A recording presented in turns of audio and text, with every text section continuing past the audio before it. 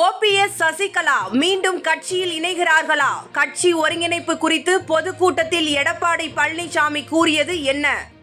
2026ஆம் ஆண்டு சட்டமன்ற தேர்தலை மனதில் கொண்டு தொகுதி வாரியாக முக்கிய நிர்வாகிகளுடன் அதிமுக பொதுச் செயலாளரும் தமிழக முன்னாள் முதல்வருமான திரு எடப்பாடி பழனிசாமி அவர்களின் முன்னிலையில் நேற்று முன்தினம் சென்னை ராயப்பேட்டையில் உள்ள கட்சி தலைமை அலுவலகத்தில் கட்சி பொதுக்கூட்டம் நடைபெற்றது.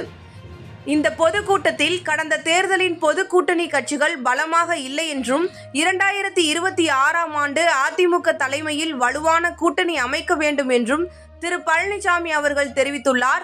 அதை பற்றி விரிவாக இந்த காணொளி தொகுப்பில் காணலாம். மக்களவை தேர்தலில் தோல்வி அடைந்தது குறித்து ஆலோசனை நடந்த இந்த முதல் நாள் பொதுக்கூட்டத்தில் தமிழ்மகன் உசேன், நத்தம் விஸ்வநாதன், எஸ்பி வேலுமணி மற்றும் கேபி முனுசாமி ஆகிய முக்கிய தலைவர்களுடன் காஞ்சிபுரம் ஸ்ரீபெரும்புதூர் வேட்பாளர்கள், மாவட்ட செயலாளர்கள் மற்றும் தொகுதி பொறுப்பாளர்களும் கலந்து கொண்டுள்ளனர். முதற்கட்டமாக பாஜகவுடன் கூட்டணி குறித்து கேள்வி எழுப்பப்பட்ட நிலையில் 2026ஆம் ஆண்டு தேர்தலிலும் பாஜகவுடன் கூட்டணி இல்லை என்ற தீர்மானத்தை முக்கிய தலைவர்களின் ஒப்புதல் பெற்று அறிவிக்கப்பட்டதாக கூறப்படுகிறது.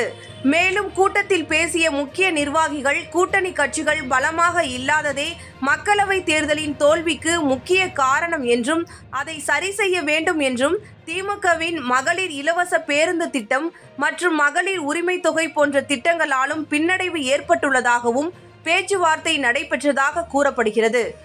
எம்ஜிஆர் தொடங்கி அடிக்கல் நாட்டி கொஞ்சம் கொஞ்சமாக வளர்த்த கட்சியை செல்வி ஜெயலலிதா அவர்கள் தன் திறன் மிகுந்த ஆட்சியால் மற்ற மாநில கட்சிகளை விட ஒரு படி மேல் அமர வைத்தார் என்று சொன்னால் மிகையாகாது.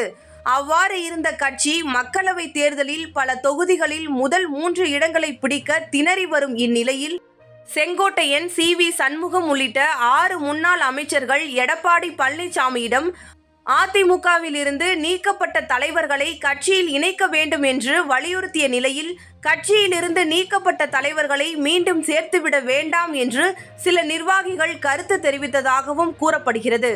இறுதியில் பேச வந்த எடப்பாடி பழனிசாமி அவர்கள் கட்சியில் உள்ள பிரச்சனைகளை கண்டறிந்து அதை சரி செய்யும்படியும் மாதம் 2 முறை மாவட்ட ஆலோசனை கூட்டம் நடைபெற வேண்டும் எனவும் வரும் காலத்தில் இளைஞர்களுக்கே அதிக வாய்ப்பு கொடுக்கப்பட வேண்டும் எனவும் கூறிய அவர் கடைசியாக 2026ஆம் ஆண்டு பாஜகவுடன் கூட்டணி இல்லை என்பதை திட்டவட்டமாக அறிவித்ததுடன் ஓ பன்னீர்செல்வம், சசிகலா மற்றும் டிடிவி தினகரன் ஆகியோருக்கு கட்சியில் இணைப்பது என்பது சாத்தியமாகாது என்ற தனது கருத்தை அனைத்து நிர்வாகிகள் முன்னிலையிலும் தெளிவாக கூறியுள்ளதாக கூறப்படுகிறது.